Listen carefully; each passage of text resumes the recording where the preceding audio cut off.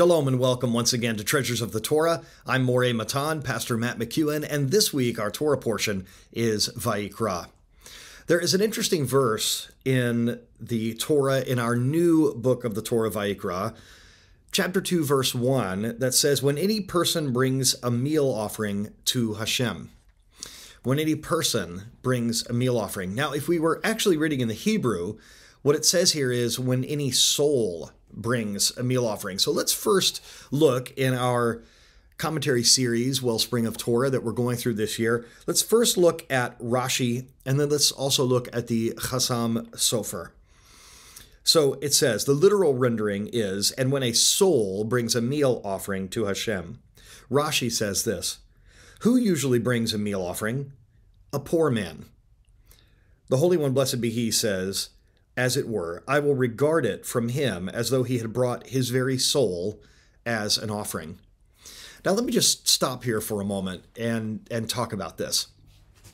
Rabbi Steve Bernstein in our yeshiva is very quick to point out that when someone brings an animal sacrifice, that it is as if that person is saying, this animal is a stand-in for me, that we are thinking of, and maybe even visualizing. It's me on that altar. Now, the same is true when someone gives maybe one of the poorer offerings. And this, by the way, in the first year of the yeshiva, in the kosher pastor classes that I filmed a while back, this is something that we talk about there, the grace of Judaism.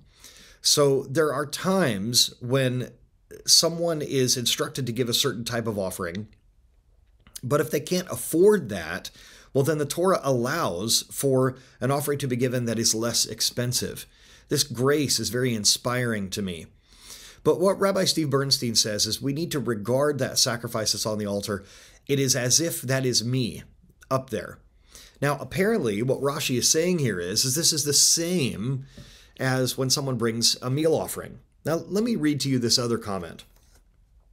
At first glance, it is difficult to understand why the word soul is used to refer to a person's bringing of a meal offering, but not to describe individuals making burnt offerings of fowl. Wouldn't it be logical to assume that the flour, oil, and frankincense needed for a meal offering cost much more than a turtle dove or a young pigeon, and that therefore an individual offering fowl would be poorer than one who brings a meal offering? This seems logical. This is a great question.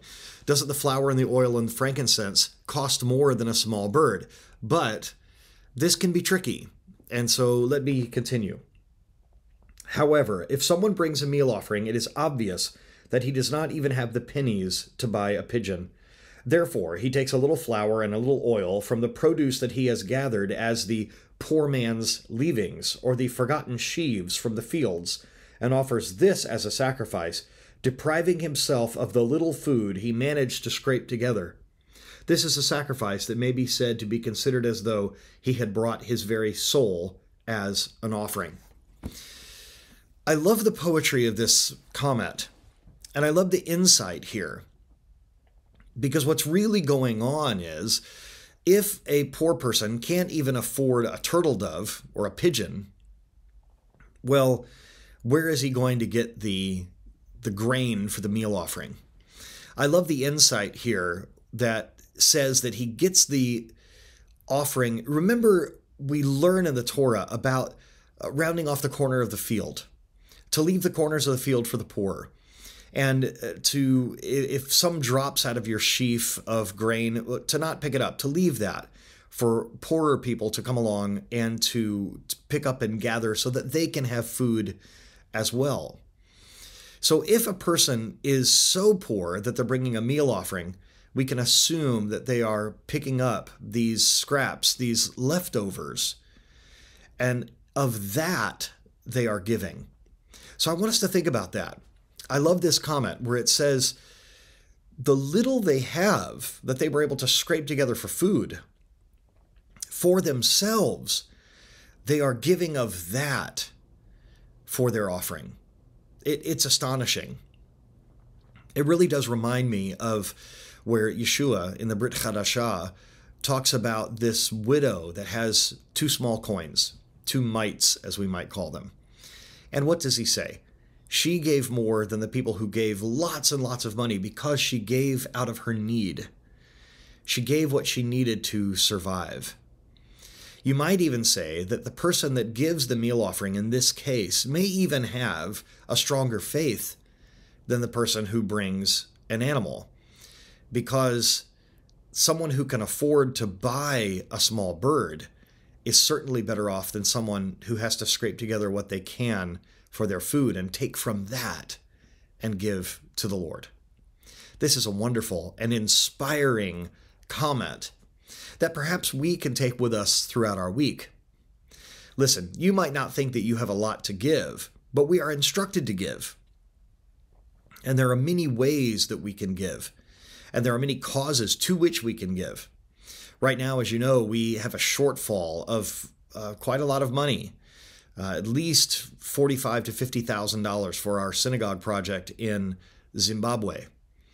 Now, that's a lot of money for an individual, but it's not a lot of money for thousands of people to put a little bit in each.